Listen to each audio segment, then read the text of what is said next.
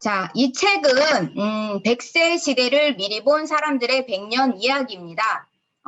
렉솔이라는 이제 제목을 가지고 있죠. 제가 빠먹은 게 있었네요. 제 소개를 먼저 안 했나 봅니다. 바이오스라이프 프랜차이즈 오너 정진아입니다. 자, 100세 시대를 미리 본 사람들의 이야기는 저자가 송준태 님이신데요. 이 송준태 님에 대한 내용도 뒤에서 잠깐 설명을 드릴 건데, 저희가 이 책을 꼭 봐야 하는 이유는 제가 동종요법에서도 사실 이 책 얘기를 여러 차례 했었고, 그리고 이 책 자체가 여러분들에게 굉장히 많은 도움을 줄 거라고 생각을 합니다. 역사를 바라보면 우리가 그 회사에 대해서 가치를 좀 느끼게 된다고 생각을 합니다. 그래서 여러분들이 사용하는 제품, 여러분들이 입에 넣는 제품, 이런 것들이 여러분들이 회사를 알고 먹는 거냐라는 생각을 해볼 때 사실 그렇게 쉽지는 않거든요. 사실 삼성 같은 회사 같은 경우에도 우리가 역사를 알고 먹지는 않아요. 역사를 알고 제품을 구매하진 않는데, 우리가 역사를 알고 본다면 조금 더 여러분들에게 조금 더 자세하게, 그리고 가치를, 이 회사의 제품을 조금 더 애용하는 데 도움이 될 거라 생각을 합니다.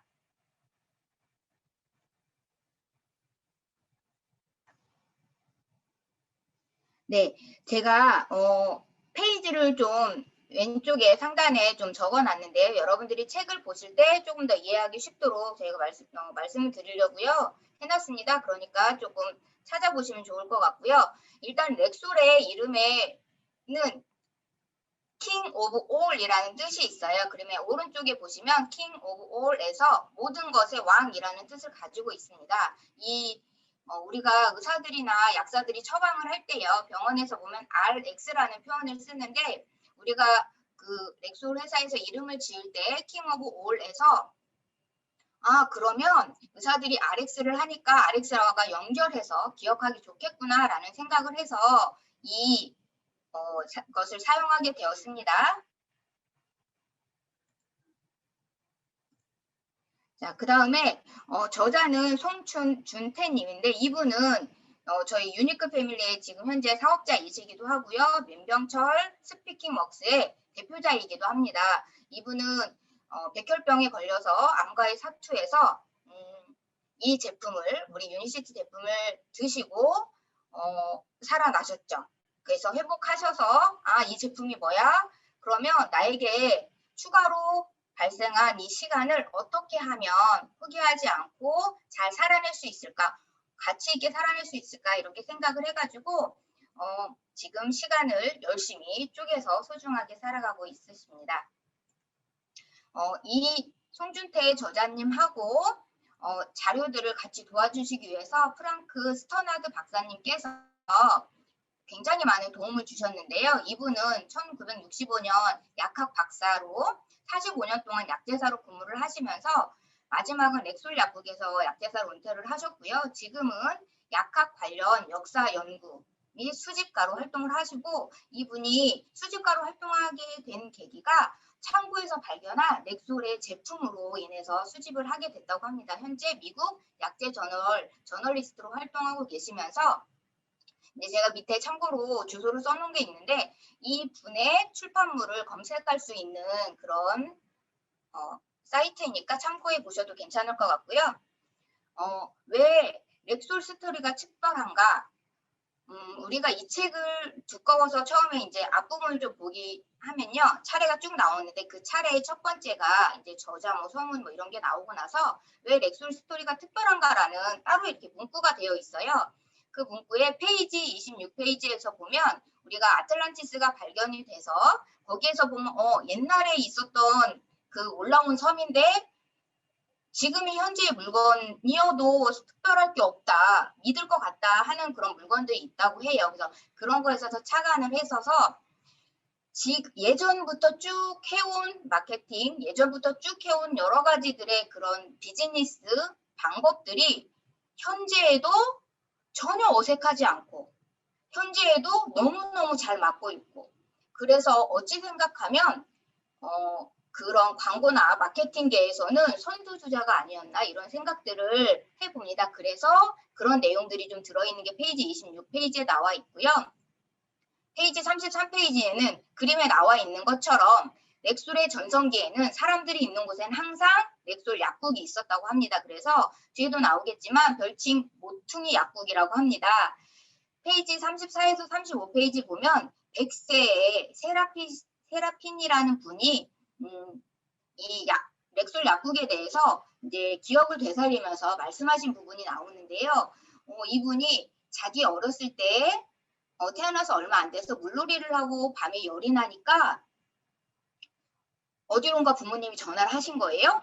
그랬더니 어떻게 하라 얘기를 하면서 렉솔 약국에서 나온 응급처치에 있는 키트에 약과 거기에 있는 무언가를 써서 아이를 낫게 한. 그 밤에도 렉솔 약국의 약사는 항상 이 가족의 옆에 있었다는 거예요. 그리고 이 세라핀이라는 분이 조금 더 커서 렉솔에 가서 무언가 물건을 사고 무언가를 하고 할 때에도 항상 렉솔에는 가면 있는 거.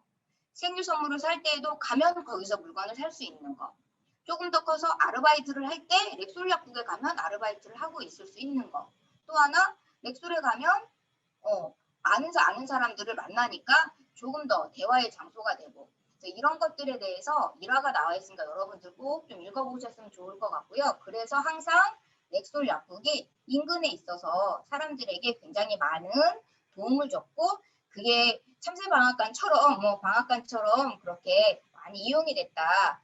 그런데 이렇게 이용할수록 만들었던 것 자체가 일반 비즈니스 모델은 아니었다는 거죠. 그래서 렉솔의 스토리는 좀 특별하다는 내용이 있었고 거기에 중심에는 비즈니스적인 것만이 있는 게 아니라 가족 약사처럼 가족에 대한 사랑에 대한 사람에 대한 게 기본으로 돼 있었다. 렉솔의 스토리는 그렇다라는 걸 말씀을 드립니다. 그럼에도 여러 가지 한계에도 여러 가지 그런 경제적 여건에도 불구하고 그들은 다른 기업들이 생각하지 못한 생각을 했고 생각하지 못한 실행력을 보여주었고 그래서 남들이 가지 않는 길을 자신이 옳다고 생각한다면 생각한 길을 갔다는 거죠. 그래서 렉솔의 스토리는 좀 특별하다고 할 수 있습니다. 자, 페이지 26에서 30페이지에 그 렉솔에 대한 그런 거를 일목요연하게 좀 적어놓은 거 있는데 뒤에 똑같이 이런 같이 나올 내용이거든요. 그런데 앞에서 한 단어로 요약을 드리자면 전략 중심의 기업이고 인간 사회가 어느 방향으로 가는지 지금 웰리스 방향으로 간다는 걸 미리 100년 전에 알아서 대처한 통찰력을 가진 기업이다라는 거, 시장 파괴적인 기업이다라는 거, 다른 시장의 모습이 다 똑같이 갈 때 나는 아니야, no, 다른 나에게 옳은 방법으로 갈 거야 라고 생각하는 시장 파괴적 기업, 마케팅 컴퍼니, 공동체 중심의 기업, 그다음에 문제를 정확히 아는 이슈 발굴 능력과 문제 해결 능력들이 있다는 그래서 우리가 미국인들이라면 그 예전에 태어난 미국인들이겠죠. 렉솔 약국이 상징처럼 자리에서 랜드마크 역할을 했다고 합니다. 그래서 렉솔 약국은 추억이고 렉솔 약국은 사랑이고 가족이고 이런 느낌들을 가지고 있다고 합니다. 자, 우리가 이 책에서는 4개의 파트로 좀 자세히 설명을 하게 되어 있는데요. 이 렉솔의 역사의 첫 번째는 렉솔을 이끌어가는 리더가 있겠죠. 그래서 첫 번째 파트는 리더가 다르다라는 내용입니다. 부 제목으로는 위대한 모든 것은 리더로 시작해서 리더로 끝난다고 말을 합니다. 사실 우리가 큰 기업에서는 오너가 굉장히 중요하죠. 우리가 이제 대한항공, 삼성, 우리나라에 있는 여러 기업들에서도 리더들이 위에서 만약에 제대로 된 지시가 이루어지지 않는다면 그게 통합되지도 않을 것이고 그게 기업적으로 발전하는 데 방해가 될 것이고 이런 것들이 있는데 우리 이 렉솔에서는 어떠한 리더들이 어떤 리더십을 발휘했는지 그런 내용들이 나와 있습니다. 그 첫 번째로는 우리가 이제 인용을 하잖아요. 삼성처럼 지가 지금 한 것처럼 CEO의 8가지 덕목이 앞으로 3명의 CEO를 제가 렉솔에서 말씀을 드릴 건데 그 렉솔의 3명의 CEO가 이 8가지 덕목들을 지켰는지 여러분들이 잘 판단해 보시면 좋을 것 같습니다. 여러분들의 판단이 또 여러분들의 결정이 하나의 팁이 될 거라고 생각을 합니다. CEO 그들은 무엇을 해야 하는가라고 묻는다고 합니다. 또 그들은 무엇이 기업을 위한 것인가 라고 묻는가라고 합니다. CEO 그들은 계획표에 따라 행동하고 그들은 기꺼이 책임을 떠맡고 결정을 내린다고 합니다. 그들은 효과적인 커뮤니케이션 구조를 마련하고 기회를 놓치지 않고 생산적인 미팅 시스템을 구축하고 항상 우리라고 말하고 생각한다고 합니다. 사실 저희가 이렇게 사업을 우리가 이제 소개를 하거나 할 때에도 무엇을 하는 기업이고 기업의 가치가 뭐고 이런 내용들을 쭉 얘기를 하지만 사실 리더가 바르지 않다면 여러분들은 믿고 맡기고 무언가 사업을 결정 내리기는 어려울 것 같아요. 여러분들이 사업을 진행함에 있어서도 여러분들이 다른 무언가 목적을 진행함에 있어서도 여러분들이 CEO가 돼서 활동을 하고 생활을 하고 인생의 CEO가 된다면 이 항목에 대해서 여러분들은 조금 더 집중적으로 생각하면 좋겠다. 저는 생각을 좀 해봤습니다.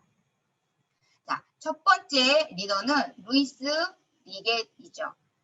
렉술의 위대함을 심은 루이스 리겟은 이렇게 한마디로 말을 했습니다. 책에 양심과 본능 사이를 저울질하지 않았고 좌우로 치우치지 않았고 뒤로 물러나지 않았으며 100년 후의 미래를 미리 바라보았던 선각자라고 했습니다.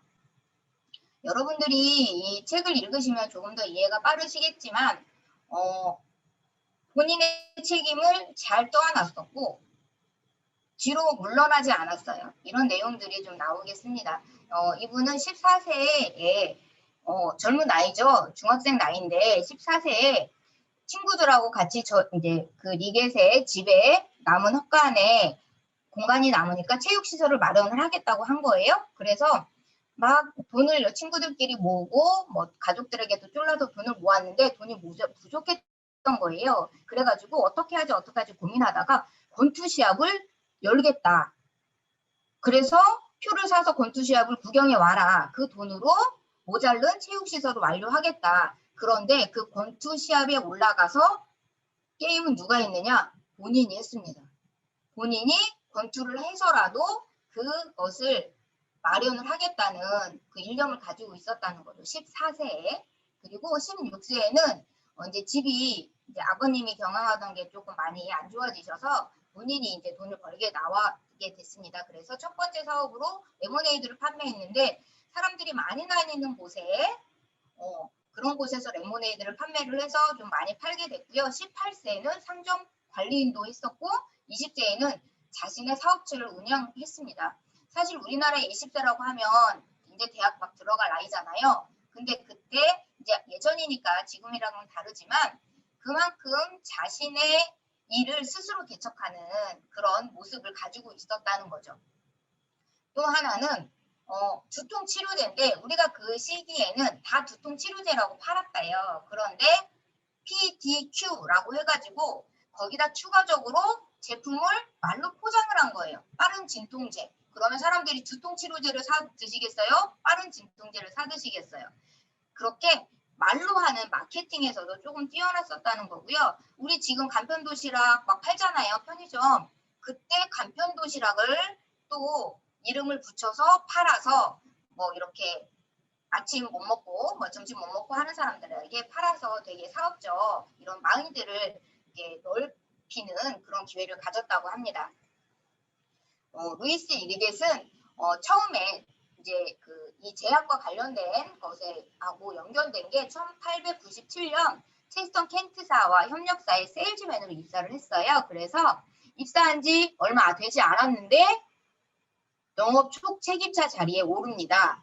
그리고 그 전에 이제 1899년에 이제 세일즈맨이니까 여러 약제사들, 약방, 약국 이런 데를 가서 이제 비누 제품을 이제 팔려고 갔을 거 아니에요. 자양강장제라고 나와서 이제 팔려고 갔는데 가서 여러 약사들을 만나고 얘기를 해보니까 약사들이 많이 경제적으로 도움을 많이 못 받고 이득을 못 받고 이런 것들에 대한 또 소매다 보니까 약사들이 도매업 사람들에게서 돈을 많이 떼어먹고 이런 것들을 많이 발견을 하게 돼요. 그래서 1990년 비놀의 목소리라는 빈놀 클럽을 약사들의 모임을 만들어서 빈놀 목소리라는 것을 이렇게 매거진처럼 이렇게 잡지처럼 조그맣게 만들어서 빈놀 직원들과 약사들이 그 잡지의 얼굴로 표지 모델로 나오게 해서 그 사람들의 조금 마음을 이런 비놀을 많이 쓸 수 있게끔 하는 그런 것들을 활용하게 됐었고요. 이 약사들의 모임을 만들다 보니까 약사들이 힘이 없어. 그럼 힘을 좀 줘야겠다 해서 미국 제약무역협회를 설립을 했습니다. 어떻게 일개 세일즈맨으로 시작한 사람이 약사들의 모임을 주최를 해서 그걸 협회까지 만들었을까요? 이것도 루이스 리겟의 능력이라고 할 수 있겠죠. 또 루이스 리겟은 렉솔 생각이라는 생각을 했습니다. 그러면서 이런 약사들이 굉장히 어렵고 이렇게 도매 이렇게만 하다 보니까는 이게 유통에 되게 많이 어려움을 겪는 거죠. 그래서 안 되겠다. 렉솔 생각이라는 거를 하게 되면서 주주들을 모이게 해서 제약회사를 만들어 버립니다. 그래서 렉솔 생각은 어떻게 처음에 리겟이 생각을 했냐면 지금 경쟁력이 있는 브랜드 상품들이 많지 않아. 그러니까 브랜드 상품들을 직접 만들어서 주겠어. 그런데 우후죽순처럼 많은 사람들이 여기저기 물건을 사서 하면 한 사람들이 싸게 많이 사서 더 싸게 팔면 다른 약사들이 또 이런 피해를 입잖아요. 그래서 미국의 각 도시 혹은 마을에 지역을 관장하는 회원을 하나 이상 두지 않는다. 직접 제품을 자사 브랜드로 생산을 해서 공급하는, 또 공급을 할 때에도 적절한 가격에 주주에게 판매한다. 그리고 제품에 대한 권리권은 약사가 보유한다라는 이런 생각들을 가지고 이제 여러 약사들을 얘기를 하니까 주주가 모이게 된 거예요. 그래서 40명이 돈을 모아서 유나이티드 드러그 컴퍼니를 설립하게 됩니다. 자, 루이스 리겟과 유나이티드 드러그 컴퍼니는 이렇게 주주들의 모임으로 쭉 이제 열심히 나아가고 있었는데 이제 막 사업을 좀 늘리고 제품도 많이 늘리고 이렇게 하다 보니까 1921년에 주가가 폭락하게 되면서 이제 경영의 위기를 겪게 돼요. 그러니까 렉소 클럽 회원들이 그러니까 약사죠. 주주들이 본인이 제품을 받아서 매출한 금액의 40%를 회사가 돈이 없으니까 회사에 돌려주겠다라는 거예요. 회사가 약사들에게 돈을 돌려주는 게 아니라 반대로 경영이 악화되니까 회사를 살려야 돼. 그래서 매출액의 40%를 되돌려준다 그러고 약사들끼리 그 주주들끼리 렉솔 로열티 트러스트 펀드를 만듭니다. 그래서 이 펀드로 그 어려웠던 경제 위기를 많이 살려내게 됩니다. 자, 여기에서 뭘 볼 수 있냐면 루이스 리겟은 본인이 같이 어렵게 주주를 모아서 회사를 설립을 해서 운영을 해가는데 주주들도 한마음이었다는 거예요. 회사가 잘 되도록. 그래서 서로 주고받는 관계로 서로 배려하는 관계로 했었다는 건 그만큼 회사가 이 리더가 그만큼 약사들에게 주위 사람들에게 잘했다는 거죠. 그리고 1928년에는 그 실버주 빌리 박람회에서 이제 이 루이스 리겟의 초상까지 만들어서 굉장히 이렇게 대우를 해줬던 그런 내용들도 나와 있습니다. 그리고 1941년 66세 현역에서 물러날 때 그때 직영이 600개, 렉솔 약국이 프랜차이즈 가맹점이 8천여 개, 직원 수는 16,000여 명, 판매 제품은 5천여 가지가 됩니다. 이렇게 판매 제품이 많았기 때문에 보통이 약국으로서 우리 많은 사람들이 왔다 갔다 하면서 생활 필수품에서부터 약까지 모두 다 구매할 수 있게 된 거죠.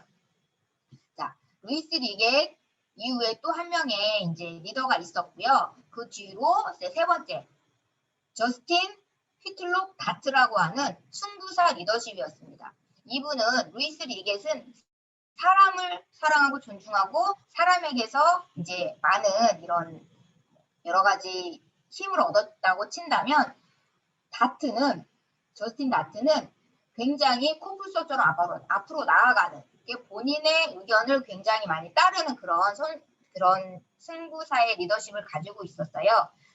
미식축구 선수 출신이어서 그랬는지 모르겠지만, 자, 월 그린이라는 그룹에서 재구관리원으로 처음에 입사를 해서 운영이사까지 했는데 38세에 이 리겟이 운영하던 이 회사와 이렇게 연결이 됩니다. 렉솔과 연결이 돼서 유통회사 리겟 회장을 하고 유나이티드 드럭 컴퍼니의 부회장으로 입사를 하게 됩니다. 그래서 저스틴은 개혁을 하게 되는데요. 첫 번째 회사의 경영 방식을 바꿉니다. 이때는 이제 우리가 화학약들이 굉장히 많은 다양한 제약회사에서 화학약품을 만들었기 때문에 렉솔 약국의 약들을 굉장히 많이 홍보하고 했었던 시기였어요. 그래서 회사의 경영 방식을 변화를 하면서 회사의 이름을 유나이티드 렉솔 제약으로 바꿨고 본사는 1945년에 보스턴에서 로스앤젤레스로 바꿨습니다. 그리고 프랜차이즈 가맹 계약을 변경을 했어요. 예전에는 그냥 대부분 약제사에 그런 많은 이런 본인들의 자유권을 줬었다 한다면 프랜차이즈 가맹 계약을 변경하면서 본사의 통제 아래 일사불란하게 홍보도 되고 이런 여러 가지 세일이나 이런 것들도 될 수 있게끔 만들어버린 그런 개혁을 이루었고요.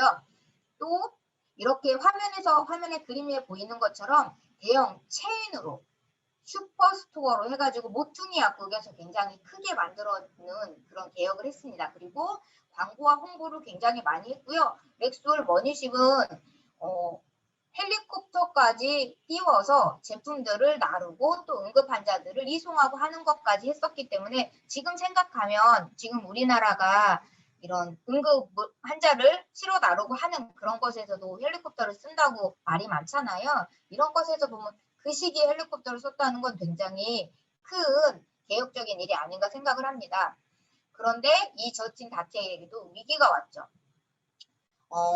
1958년에 이제 여러 그런 제품들을 굉장히 많이 늘리면서 플라스틱 용기 제품을 인수를 해서 타파웨어, 홈파티즈라고 해가지고 이런 것들도 굉장히 많은 광고를 했었고 그랬는데 약국들이 이제 화학약 이런 것들을 많이 못하게 되는 그런 여러 가지 탈리도마이드 이런 사건들이 발생을 하고 하면서 그 시기적으로 약이 조금 많이 안 되게 된 그런 문제들이 발생을 하면서 약국과 프랜차이즈 계약을 좀 많이 파기를 하면서 이제 플라스틱 용기 그다음에 이제 먹는 제품들을 조금 많이 이런 합병을 하게 되어서 1980년대 크래프트 푸드를 합병을 하면서 이제 저스트 다트는 이제 마무리를 하고 다른 사람으로 리더가 넘어갔었는데 이때 렉솔 크래프트 회사로 회사명이 변경이 됩니다.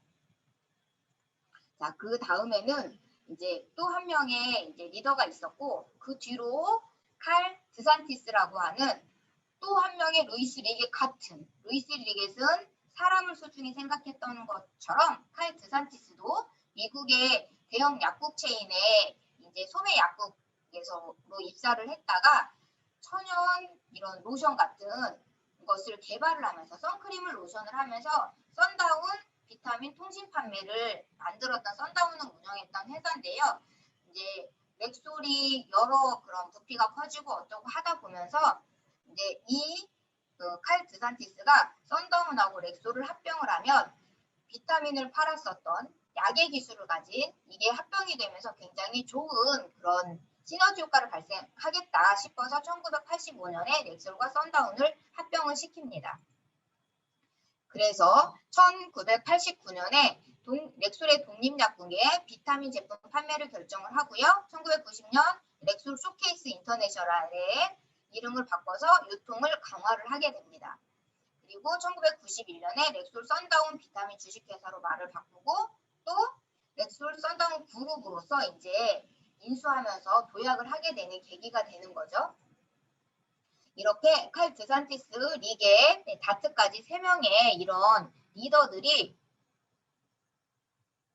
운영해온 여러 가지 전략들이 있습니다. 이런 전략들을 이제 파트 2에서 말을 하게 되는데요. 이 렉솔은 도대체 어떤 전략을 썼느냐. 이제까지 장인처럼 이렇게 118년을 유지해온 전략은 다르게 있겠죠. 그래서 이 전략의 기본 바탕에는 사람을 기본으로 하지만 지금 우리 유니시티에서 말하는 메이크 라이프 베러처럼 이 전략에도 이제 부제목이 나옵니다. 더 나은 세상을 꿈꿔라라는 겁니다.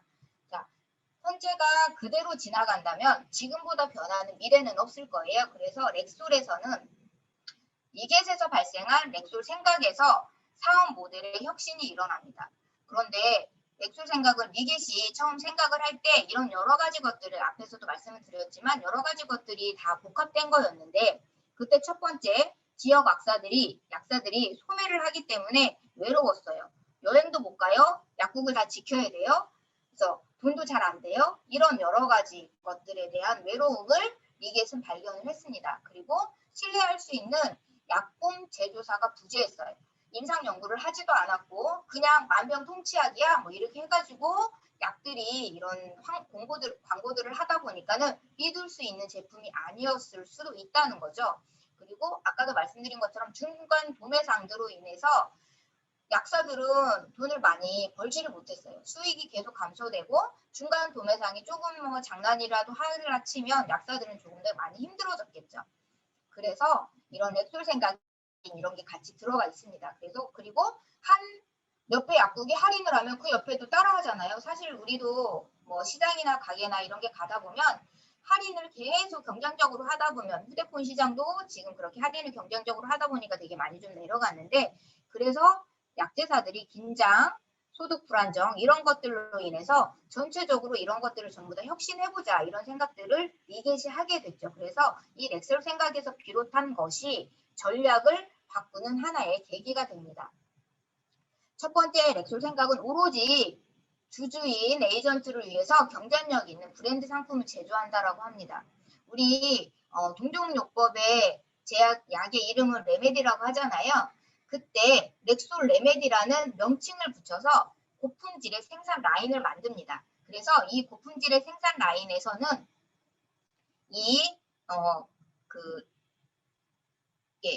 연구도 하고 고품질의 이런 제품들을 만들어서 렉솔 직영 약국에다가 직접 전해주면서 이렇게 전반적으로 도매상을 거치지 않고 하는 유통이 시작이 된 거죠. 의약품을 전속으로 하는 매장이 발생을 한 거고요. 그 전에는 의약품 전속 매장이 없었어요. 그래서 이렇게 화면에 보이는 것처럼 의약품 전속 매장이 있게 됐고 1903년에 렉솔이 시작하면서 아울제약을 인수를 해버려서 이렇게 같이 약제사들 그다음에 제약회사를 인수하면서 제품을 만들어내는 토대가 됩니다. 두 번째는 미국의 각 도시 혹은 마을에는 지역을 관장하는 회원을 하나 이상 두지 않는다. 앞에서 한 번 더 말씀드렸던 내용인데요. 그래서 렉솔 레메디와 독립 브랜드 제품들을 직접 독립 제약사들에게 주주가 돼서 협력관계로 렉솔 레메디아 브랜드 제품들을 직접 유통을 하게 만드는 거죠. 그래서 독점 판매권을 주면서 이렇게 모퉁이 약국으로 해서 많은 사람들이 그 5천여 개의 제품들을 다 활용할 수 있도록 지역도 하나 이상 두지 않으면서 굉장히 다양한 제품들로 많은 사람들이 올 수 있게끔 그렇게 전략을 세웠다고 합니다. 세 번째는 직접 자사 브랜드로 제품을 생산하는 게 또 하나의 이런 목표인데요. 사실 일반 보통 제약 회사라고 하거나 유통회사라고 하면 이제 제약은 제품을 만들어내지만 유통은 또 다른 방법이잖아요. 그런데 지금의 유니시티처럼 제품을 만들어서 바로 이렇게 직거래하는 형식을 그때도 했었다는 거예요. 그래서 직접 자사 브랜드로 제품을 생산을 해서 렉솔 레메디라는 상표를 붙여서 요 밑에 아스피린도 렉솔 아스피린 해가지고 이렇게 자사 제품을 붙여갖고 내놓는다는 거죠. 그리고 이 약은 좋은 성과를 내는 다른 약들과 어떻게 맞을 건가, 그 다음에 이 약은 어떻게 처방을 내리면 조금 더 맞을 건가를 약사들에게 상의를 하면서 이렇게 제품들을 제공하는 전략을 했었고요. 또 특정 질환을 중심으로 약품을 개발하는 거예요. 저희가 이제 타겟 영양 하듯이요. 제품들에게서 눈 영양 또 뭐 조인트 하듯이 이렇게 특정 질환을 중심으로 약품을 개발하면서 혼합하면서 이런 것들이 여기서부터 개발을 했었다고 시작이 됐었다고 생각을 하시면 되겠습니다. 그리고 그냥 알리면 잘 알려지지가 않잖아요. 그래서 브랜딩 활동을 하는데요. 인지도를 높이는 전략을 쓰는 거예요. 지금 우리가 그 C+를 설명을 할 때에도 스타틴하고 직접 이렇게 비교 연구를 해가지고 그런 인지도를 높이는 전략을 쓰듯이 리스테린하고 비교를 하는 구강청결제 뭐 이런 식으로 해서 블렌딩 활동을 했다고 합니다. 그리고 왼쪽에 그림에 나온 슈퍼플레나민은 복합 비타민의 시초예요. 그래서 종합 비타민이 그때는 따로 없었는데 이렇게 복합 비타민을 만드는 그런 전략들도 직접 브랜드로 제품을 생산했으니까 가능하다고 할 수 있고요. 세 번째는 모든 제품들은 적절한 가격에 주주에게 판매한다. 중간 도매상을 배제하는 거죠. 중간 도매상 없이 직접 트럭으로 중간 물류 창고로 통해서 멀리 있는 특히 이제 미국 같은 경우 굉장히 넓잖아요. 그렇기 때문에 배송 트럭을 15대를 해가지고 배송을 직접 하고요. 너무 그것도 멀어. 그러면 중간에 물류 창고를 둬서 거기에서 배송 트럭이 움직이게끔 하는 그런데 제품들이 굉장히 많다 보니까 이런 제품들을 약제사들, 약을 팔고 물건을 파는 그런 직원들이 잘 알고 설명할 수 있어야 되고요. 약을 만드는 그리고 렉서 회사의 직원들도 이 약들을 굉장히 잘 알아야 하잖아요. 그래서 보스턴 대학교에서 영업 관련 교수를 하고 있는 분이 직접 이 직원들을 어떻게 교육시켜야 되는지 이런 것들에 대해서 프로그램을 다 만들어서 그 프로그램에 직원들이 그냥 교재값만 내게 교육을 받을 수 있도록 다 했었다는 거예요. 그래서 이 그림에 나와 있는 걸 렉솔 직원들의 교육을 위해서 영상물도 만든 거예요. 그래서 이렇게 고객 응대는 이렇게 하는 거고 제품의 이 제품의 설명은 어떻게 하는 거고 그다음에 고객 응대를 하면 차후에 어떻게 또 관리를 해야 되는 거고 이런 것들에 대한 내용들도 다 같이 영상으로서 그다음에 프로그램으로서 다 설명을 했었다는 거죠. 그리고 제품에 대한 권리권은 약사가 보유한다는 마지막 이건 이제 렉솔 생각인데요. 제품을 약사가 다 가지고 그거를 재고도 그냥 약사가 보유한다고 한다면 한꺼번에 많이 주문해가지고 그것을 다 소진하지 못하면 유통기한도 지나게 되면 또 약사들은 돈을 또 많이 못 벌게 되잖아요. 그렇기 때문에 선주문으로 해서 그때부터 약을 만들기 시작을 하는 거예요. 그러고 나서 트럭으로 배송을 하게 되니까 주문하고 나서 배송을 받아서 물건들을 팔게 되면 내가 부족한 만큼만 선주문을 하게 되니까 재고가 많이 남지 않도록 특히 약사에게 더 많이 생각을 했었다는 거죠. 그리고 특히 아스피린 바이엘사의 아스피린으로 나온 아세틸살리실산이 이제 우리가 특허권이 있는데 그런 특허권이 지나면 이제 복제약으로 쓸 수 있게 되는데 그것도 거의 10년에 걸쳐서 이제 그 법정 싸움을 해서 특허가 만료된 거를 복제약으로 판매할 수 있게끔 만들어서 그래서 이것을 우리 아까 앞에서 그림에 나온 것처럼 렉솔 아스피린으로 만들었다고 합니다. 그리고 페이지 135에서 138페이지에 보면 이게시 본인의 생각을 이렇게 적어놓았었던 것에 대한 것들의 내용이 나와 있어요. 그래서 그것을 읽어보시기를 꼭 추천드립니다. 왜냐하면 그것을 읽으면 리겟이라는 이 창업자가 도대체 렉소를 어떻게 운영하고자 했는가, 약제사들하고 어떻게 소통하려고 했는가, 내가 약을 만드는데 어떤 마음으로 만들었는가, 상대방에게 몸에 약이 들어가는 사람의 몸에 어떤 변화를, 어떤 생각을, 어떤 사랑을 가지고 만들었는지를 읽게 됩니다. 그래서 꼭 읽어보기를 추천드립니다. 그리고 이제 제품의 혁신이 있죠. 렉솔은요, 안심하고 사용할 수 있는 제품 개발이에요. 지금도 우리가 그래서 독소를 빼서 안티도핑도 하고 다 나오는 것처럼 고객이 신뢰할 수 있는 제품으로 저렴한 제품을 만들고 자체적으로 그걸 생산을 하고 그것을 만들었다면 치료 효과를 검증하죠. 지금의 이제 연구 논문을 만들어내는 걸 그때도 계속 했었다는 거예요. 누가 하라고 하지 않았음에도 불구하고 이 렉솔은 처음부터 그러게 했었다는 거예요. 그리고 제품의 연구와 개발에 대해서 굉장히 많이 노력을 했는데 이렇게 노력을 해오고 있는 회사에 1906년에 미 연방정부에서 식품 및 약품위생법이라는 걸 발표를 하게 돼요. 그래서 모든 성분을 라벨에 표시하세요 라고 이렇게 강제형을 만들어 버리니까 이렇게 하지 않았던 회사들은 굉장히 멘붕 상태에 왔겠죠. 그래가지고 굉장히 막 우후죽순으로 막 힘들어하고 막 이렇게 만들어내느라고 굉장히 힘들어 했었는데도 불구하고 렉솔은 미리 다 하고 있었던 거죠. 그래서 그걸 이제 서류를 내기만 하는 굉장히 간단한 절차를 거쳤다고 하고요. 약사들에게 제품을 만들었다면 이 제품을 어떻게 광고를 할 건지 전단지를 만들어서 제공을 하니까 약사들이 굉장히 편하고 설명하기 쉽게끔 이제 받아들이게 된 거죠. 그 다음에 이때부터 벌써 환불 보장 서비스를 했었다고 합니다.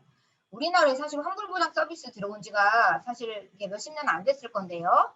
1903년에 만들어진 이 회사에서는 벌써나 이미나 환불 보장 서비스, 그다음에 품질 인증 제도를 했었다는 거죠. 정말 100년을 앞서갔던 이런 회사라고 말할 법하죠. 자, 그리고 렉솔은 연구실이 있습니다. 이 연구실에 이제 그림에 나오는데요. 렉솔의 연구실은 이러한 가치를 항상 생각한다고 합니다. 옳은 일을 함으로써 성공한다. 그 루이스 리겟의 이제 원래 이제 말씀하시는 그런 말이고 기본 가치라고 생각을 합니다. 유니시티의 지금의 가치도 일맥상통하는 내용이기도 하고요. 1910년에 보스턴 연구소를 설립한 거죠. 1903년에 회사를 만들었는데 연구소는 7년 만에 만들어서 쭉 연구를 하며 기술을 개발하고 총체적으로 관리까지 하는 1942년에서는 연구비 관리부서로까지 이렇게 승격을 시켜줬고요. 제품을 개발하고 자체적으로 실험을 해서 승인까지 할 수 있는 최신 최대의 연구소로 손꼽히는 의사, 약사, 화학자들 사이에서 나 렉솔 그 연구소 꼭 가고 싶어라고 최대 대우를 해줬다고 합니다. 그래서 연구원들 사이에 최고의 대우와 최신 장비를 제공하니까 거기 가야 돼 이런 것으로 손꼽혔다고 합니다. 그리고 자체 처방위원회를 둘 정도로 굉장히 꼼꼼했었다는 거죠. 그리고 연구 장비를 개발하는 기술력도.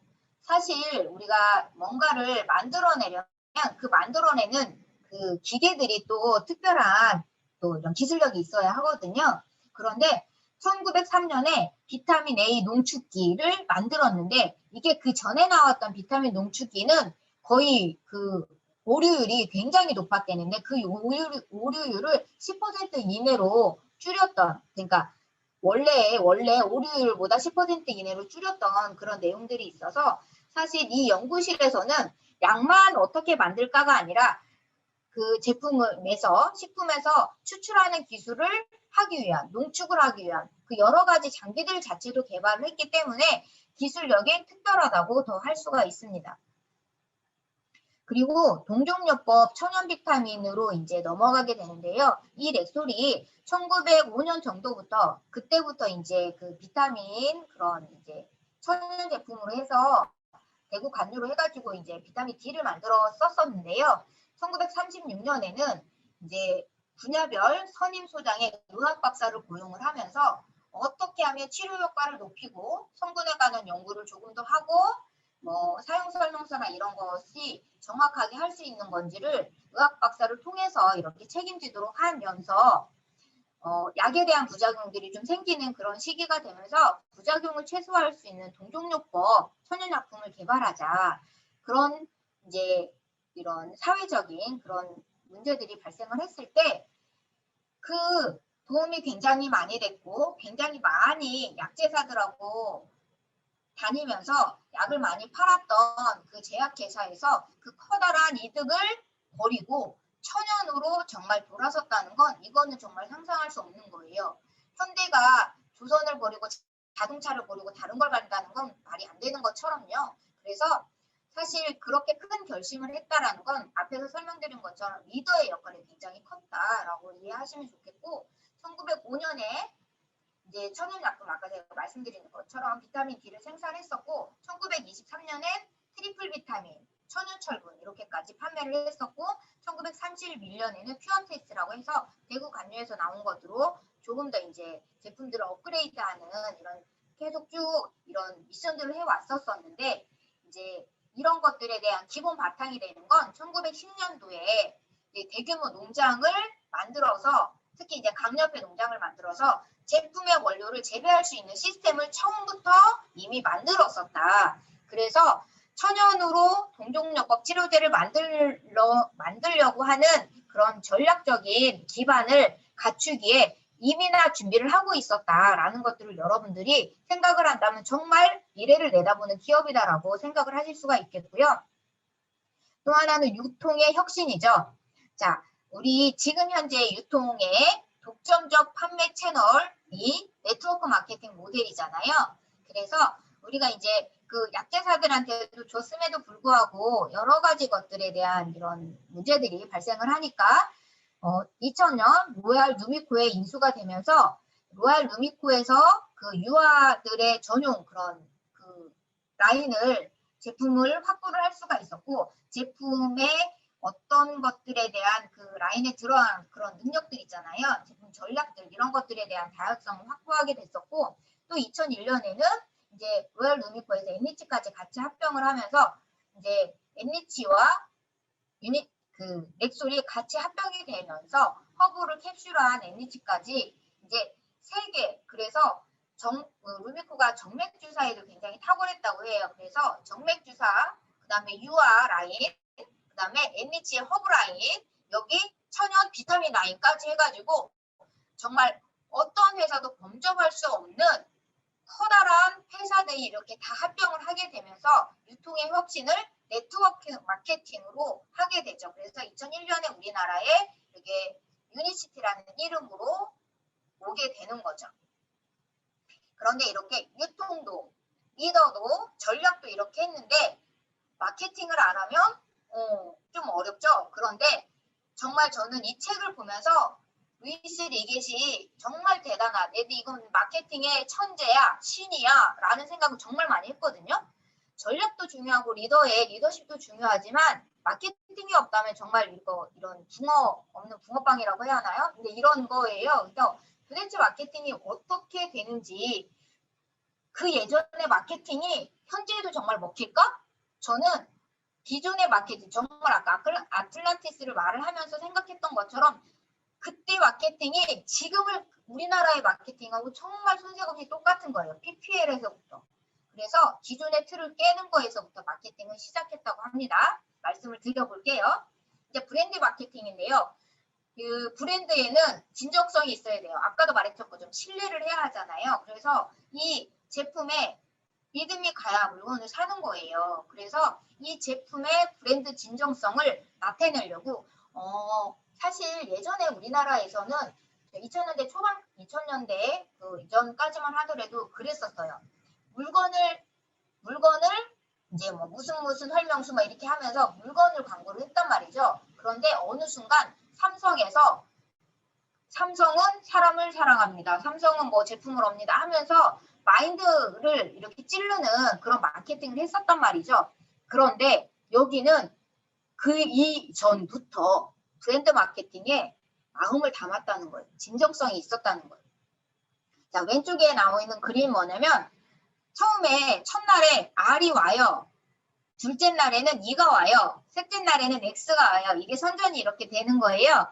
그런데 이 R 들고 오고 E 들고 오고 X 들고 오는 병사들은요. 다 어떤 병사들이냐면 소화가 안 되는 병사들이에요. 그래서 나중에 렉솔이 다 모아지니까 저 서 있는 저 지휘하는 사람이 소화 안 되는 그런 병사들을 다 소화시키게끔 하는 그런 브랜드 마케팅을 한 거예요. 재밌잖아요. 그리고 첫날 R, 둘째 날 E 이렇게 오니까 선전도 굉장히 멋지게 한 것 같아요. 그리고 개별 상품보다는 브랜드 자체를 노출하려고 굉장히 노력했었고 그래서 이렇게 렉솔 트럭, 렉솔 기차 이렇게 해가지고 딱 이렇게 그 이름을 딱 붙여가지고 렉솔이야 라면 렉솔은 믿을 수 있어 라고 이렇게 만들어냈었던 마케팅을 했었다는 거죠. 그리고 아까도 말씀드린 것처럼 지명도가 굉장히 높은 상대와 비교를 해요. 그래서 우리는 이렇게 좋아 라고 해서 비교 블렌딩을 하는 마케팅을 또 했었고요. 품질이 이래요. 그래서 그렇게 하지 누가 말하라 이런 얘기를 하지 않았음에도 불구하고 이 제품에는 뭐 비타민 D가 얼마 들어있고 비타민 C가 얼마 들어있고 지금 하는 것처럼 똑같이 이렇게 품질의 요소에 품질의 제품의 그런 퀄리티에 대해서 활용한 블렌딩들이 굉장히 많았습니다. 그 다음에 BTL 마케팅을 적극 활용했었다는 거죠. 그리고 문화 마케팅을 굉장히 활용을 이거 많이 했었는데요. 지금도 우리 이제 팀 유니시티라고 해서 마케팅하고 있는 것처럼요.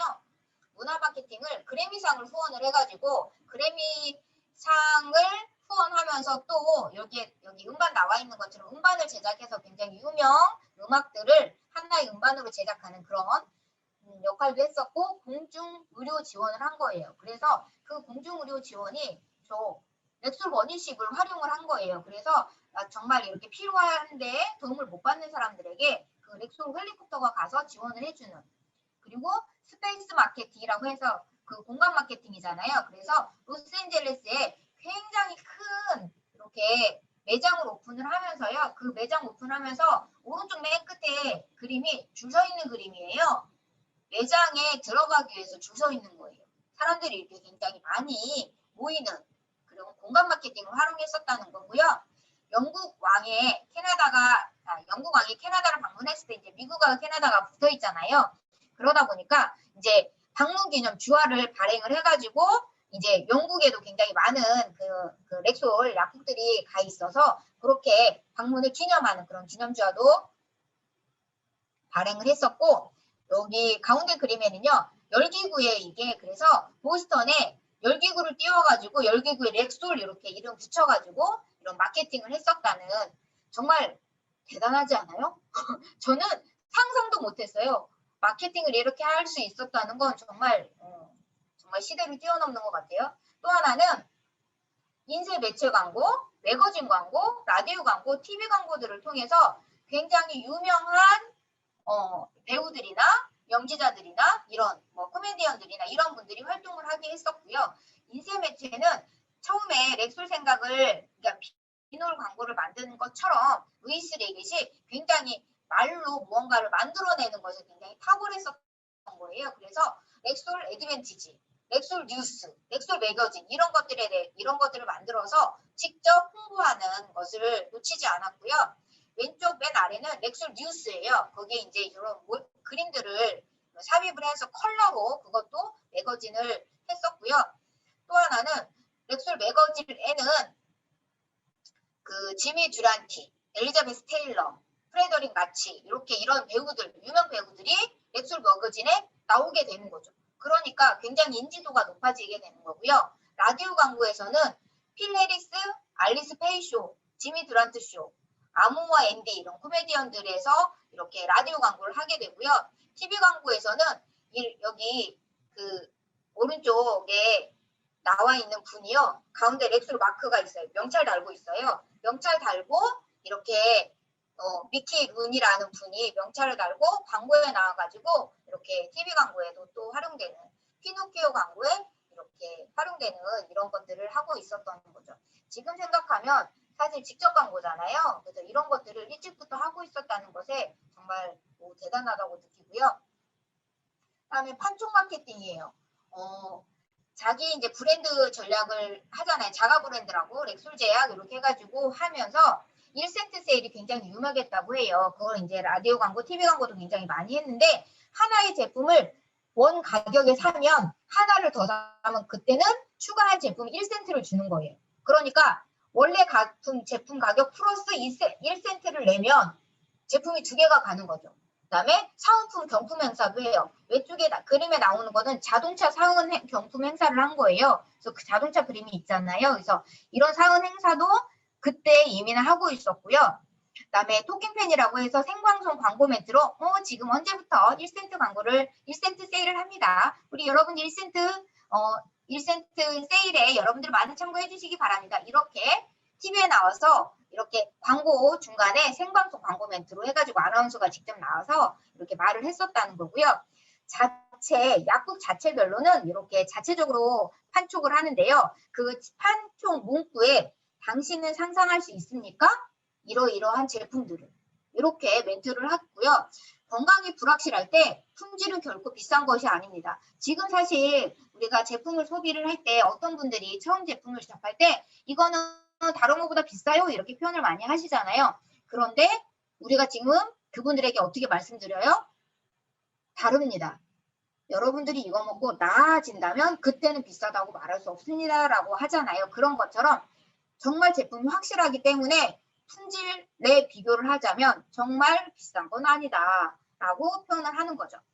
그리고 제대로 된 것을 연구하고 개발하고 했었던 데이터를 다 가지고 있기 때문에 제대로 된 것을 제대로 된 가격에 이런 멘트들을 썼었고 이런 증상이 있으신가요? 그러면 이런 제품을 드세요 라고 이런 멘트들을 해서 자체 판촉을 하는 그런 여러 가지 판촉 마케팅도 이루어지고 있었습니다.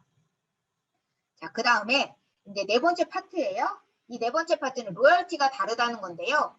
모두는 하나를 위하여, 하나는 모두를 위하고 이거 무슨 말인가 생각이 들 텐데 뒤에서 내용들을 한번 참고를 해보겠습니다. 자, 렉솔은요. 약사들하고 관계를 맺었고요. 직원들하고 관계를 맺었고 소비자들하고 관계를 맺었죠. 그래서 이런 사람과 사람 간의 관계에서의 어떻게 이런 신뢰를 쌓고 진정성 있게 이런 분들에게 서로 경제적으로 이득이 되게끔 했느냐라는 내용들인 거예요. 첫 번째 약사들하고의 내용인데 로열티의 출발이에요. 진정성과 신뢰를 가지고 이런 그 비놀클럽에서 했었던 정말 이 사람들에게 정말 안정적인 수입을 얻을 수 있게끔 내가 노력해야 돼. 이 사람들의 목소리를 그래서 들어봐야 돼. 이 사람들이 어디에서 어떻게 아픔을 느끼고 어디에서 어떻게 바꿔주면 좋겠는지를 얘기를 들어보는 거예요. 그래서 비놀클럽도 만들었고 이게 미국 제약무역협회로까지 이제 발전을 하게 돼서 약사들이 그때는 말할 수 있는 없었죠. 이게 루트가 없었던 거예요. 그런데 비놀클럽 미국 제약무역협회로 인해서 약사들의 본인들의 목소리를 낼 수 있는 기회를 만들어준 거죠. 그래서 신뢰를 쌓아가면서 이제 정보 공유를 하는 거예요. 이제 정보 공유를 어떤 식으로 했냐면 약제사들을 이렇게 모아서 이제 회의를 하게 될 때 이게시 초대 회장이 그랬다는 거예요. 질문 있으면 손 들어서 얘기해 주세요. 그러면 말 잘 안 하잖아요. 우리들도 질문 막 말하라고 하고 이거 반대해요라고 말하라면 손 잘 안 듣는데요. 무작위로 질문지 이제 종이를 나눠주고 무작위로 질문을 하라고 해요. 그 다음에 통에 담아가지고 이렇게 해가지고 꺼내서 딱 잡히는 질문에 대답을 하는 거예요. 그게 연설의 방법이었다고 해요. 그러니까 정말 궁금한 것들은 나중에 그 질문지 다 모아서 일일이 답변을 했겠죠. 그리고 또 하나는 이 주주 그 약사들이나 이런 약사들에게 파트너라고 이제 편지를 쓰는 거예요. 뒤에서 나오겠지만 근데 파트너라는 단어는 조금 더 이렇게 공적이잖아요. 그런데 파트너에서 트 발음을 n으로 해서 파트너 이렇게 해가지고 조금 더 이렇게 조금 더 사적인 관계가 좀 더해진 것 같은 그런 것들에 대해서도 또 이렇게 활용을 했었다고 해요. 그리고 앞에서 말씀드린 것처럼 그 제약회사가 어려움을 겪었을 때 주주들이 돈을 모아줬었던 경영자 리그에서 어려움에 주주 약사들이 지원을 했었던 엑솔 충성 신탁 자금이 있었었고요. 또한 약사들이 어려울 때 재난을 당해서 약이 다 물에 차버렸어요. 약국이 다 문을 닫을 수밖에 없었어요. 토네이도가 지나가서 약국이 다 날아갔어요. 이럴 때 거기에 제품을 미리 다 갖다 주면서 미리 할 수 있게 창구도 지원을 해주면서 트럭도 갖다 대주면서 하고요. 또 하나는 그러고 나서 다른 약사들에게도 우리 지원을 받자. 이 약국에 문제가 생겼어요. 그래서 약사들 어떻게 좀 도움을 줄 수 있을까요? 해서 서로 상생하는 관계를 만들었었다는 거죠. 또 하나는 가장 많이 이제 판매를 하게 되는 소비자는 거예요. 앞에서도 말씀드린 것처럼 렉솔은 모퉁이 약국으로 가족 약사예요. 밤에 열이 나도 어디가 아파도 렉솔 약사를 찾으면 가족 어디가 어떻게 아픈지를 다 알고 있기 때문에 매일 이렇게 얘기를 하게 되는 거기 때문에 굉장히 자세히 알게 되는 거죠. 그래서 맞춤형 처방을 굉장히 잘할 수 있게 되는 그런 렉솔의 약국과 소비자가 있는 거죠. 그리고 모퉁이 약국이 있으니까 방앗간처럼 노인이 오는 거예요. 근데 테이블도 있어서 노인을 위한 보충 약국이 아니라면 노인을 위한 카운터는 없다. 그래서 그 약사들과 소비자들이 이런 뭔가 편지 같은 거를 한 것을 보면 그런 내용들이 있고요. 또 책도 팔았어요. 아이들에게 우리 만화책 이렇게 우리 문구점 가면 팔듯이 보물 같은 새 책을 찾는 어린 시절의 기쁨, 이런 것들도 다 소비자들에게서 나왔던 그런 감동의 편지들에게서 이런 자료들을 다 찾은 거여서 여러분들이 이 책을 한번 쭉 검토해 본다면 정말 감동이어서 저도 오늘 책을 다시 한번 읽으면서도 좀 감동의 눈물을 흘린 적이 있었는데 그런 기쁨을 좀 느끼실 수 있을 거고요. 렉솔과 종업원들, 이 한마디면 끝나는 것 같아요. 렉솔 은퇴인 클럽에 아직도 50여 명이 활동을 하고 있대요. 이게 말이 돼요? 삼성 퇴직하고 삼성 은퇴인 클럽 이렇게 만드나요? 혹시 있을 수는 있겠어요. 근데 제가 알고 있지는 못해서 혹시 있다면 이제 그렇다 하고요. 자, 아직도 50여 명이 활동하고 있다는 건 그 은퇴인 클럽에 한 분이 이렇게 말씀하셨다고 해요. 렉솔의 기업 정신은 사랑입니다. 서로 돕고 서로 사랑하고 협력해서 결과를 함께 만들어가는 아름다운 가정이 우리의 큰 자산이라고 생각해요. 그래서 이렇게 그림에 사진에 나와 있는 것처럼 직원들이 굉장히 즐거운 마음으로 활동할 수 있게끔 굉장히 안정적으로 활동할 수 있게끔 했었다는 것이 렉솔의 이제 그런 제약회사와 직원들 간의 관계들이라고 하는 거죠. 또 앞에서 말씀드린 것처럼 편지 문화가 있었어요. 그래서 1903년 렉솔이 만들어지면서부터 주주들에게 루이스 리겟은 20년 넘게 편지를 썼어요. 그때 팝노 해가지고 편지를 썼는데 친애하는 팝노에게 해가지고 편지를 써서 직접 리겟이 이렇게 친필 편지로 양 주주들에게 보냈었던 이렇게 것들이 나와 있고요. 그거를 본받아 약사가 그 지역에 아기가 태어나면 아가야 뭐 태어났니 하면서 이렇게 쭉 보내는 거예요. 엄마한테 보내면 엄마들이 아빠들이 그 약사가 보낸 아기에 대한 그 사랑하는 편지를 받으면 그 약국에 가겠죠? 이렇게 하게 되는 거예요. 또 새로운 사람이 이사를 오면 약사가 그 집에 편지를 보내는 거예요. 또 새로운 어떤 분들이 와가지고 아니면 이제 새로운 여사님이 오거나 누군가 이렇게 새로운 고객들이 온다면 편지를 그 집에 이제 보내서 우리 약국에는 이렇게 운영이 됩니다. 그리고 여기 오셔서 낯설겠지만 이렇게 적응하시면 되겠고 여기 이외에도 어떻게 활용하시면 여기 공간에서 살기에는 편하실 겁니다. 이런 내용들이 굉장히 들어있어요. 너무 멋지지 않아요? 주고받는 거죠. 그래서 너무 멋진 것 같아요.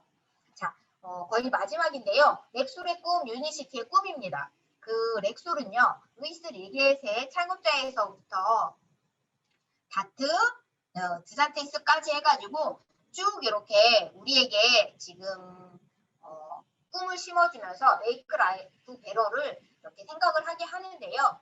100년 이상 지속된 기업에는 성공의 이유가 있겠죠. 그것의 가장 첫 번째는 변신 능력이 있는가라는 거라고 해요. 그 웰스라는 분이 짧은 세계사라는 책에서 적응을 하든지 죽든지 선택하라. 이것은 자연이 한결같이 요구하는 냉혹한 명령이다라고 하는 거예요. 자, 렉솔이 처음에서 모습에서 루이스 리겟의 모습에서 이제 다트의 모습으로 이렇게 변화를 했었던 것처럼 전략을 바꿔서 약사들에게도 이렇게 한결같이 이런 통제권을 이렇게 가져와서 했었던 것처럼 또 칼 드산티스가 네트워크 마케팅으로 전환하는 것처럼 매번 그 사회가 바라는 것에 변화를 하지 않으면 기업은 계속 유지할 수가 없는 거예요. 그래서 유니시티는 계속 변화해 왔었다는 거죠. 그런데 그 변화의 모습에 기본적인 가치는 살아있다는 거예요. 뭐냐? 유니시티에는 렉솔의 천연제로 이용 전통이 살아있다는 거예요. 유니시티는 자연으로부터 우리가 인간이 나왔기 때문에 우리의 몸은 천연제품이 맞다라는 거예요. 제가 동종요법에서도 말씀드린 것처럼 식물은 1차 대사산물, 2차 대사산물로 만들어지는데 천연 원료에서 2차 대사산물을 천연 원료에서만 얻을 수 있기 때문에 우리가 화학을 만들면 비타민C 화학으로 만들면 천연 원료에서 나오는 대사산물, 2차 대사산물이 없어요. 근데 2차 대사산물은 마이크로 RNA라는 것이 2차 대사산물에 있기 때문에 인간의 게놈을 조설해서 우리 몸에 수많은 좋은 스위치를 켜는 거예요. 기능할 수 있는 스위치를. 그런데 이게 암을 발생하게 하는데도 그 스위치를 켤 수 있게 도와주는 유전자 조절의 마이크로 RNA가 관계를 한다는 거예요. 그래서 이런 모양들의 마이크로 RNA가 식물 대사산물에 2차 대사산물에 있기 때문에 천연제조를 써야 이렇게 다 이용을 할 수가 있다. 그래서 가장 자연적이면서도 가장 과학적인 방법으로 인간의 몸을 보호하고 치료할 수 있는 제품에 천연의 재료가 있는 전통이 우리 렉솔에 이어서 유니시티는 지속적으로 가지고 있다는 거죠. 그리고 유니시티에는 렉솔의 혁명 정신이 살아있어요. 네트워크 마케팅. 저도 이 책을 읽으면서 그 생각 정말 많이 했는데요. 리겟이 처음에 렉솔 생각으로 약국을 이렇게 하고 관계를 맺는 거 하고요. 직접 유통했잖아요. 거기도. 트럭으로 갖다 날랐잖아요. 선주문 했잖아요. 그런 것처럼 똑같은 거예요. 우리 유니시티의 지금 네트워크 마케팅하고 다른 게 없는 거예요. 그래서 리겟의 약국하고의 시작된 그 개념과 닮았어요. 사람을 사랑하는 게 닮았어요. 렉솔의 생각과 구조가 닮았어요. 100년 전부터 그랬었던 건데 118년이죠. 118년 전부터 지난 100년을 앞서갔다는 거예요. 그래서 렉솔의 모습은 유니시티를 통해서 진화하고 앞으로 인류의 균형 잡힌 삶에 기여를 하게 될 것입니다.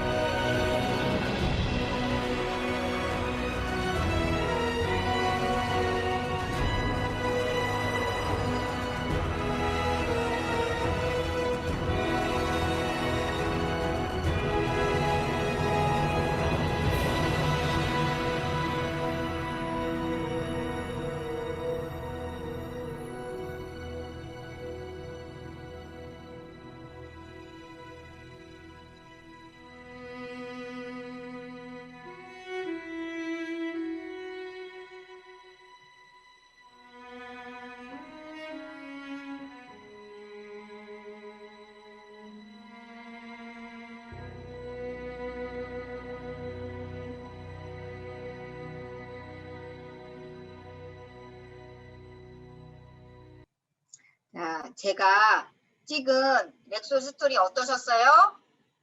마음에 드셨다면 박수 부탁드려요.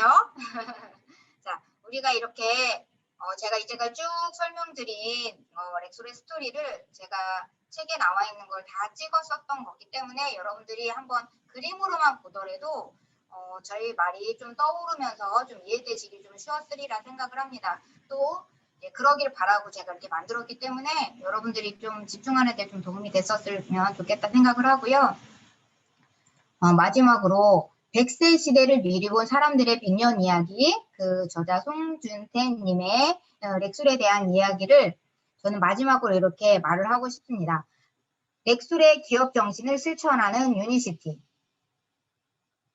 공동체의 가치를 귀하게 알고 기업에 대한 로열티의 의미를 진정으로 이해하는 사람들이 만들었던 기업입니다. 여러분들이 유니시티에서 이제 지금 이제 막 제품을 소비하시는 분도 있을 거고 사업을 굉장히 오래 하셨던 이제 스폰서 사장님들도 굉장히 많이 있으신데요.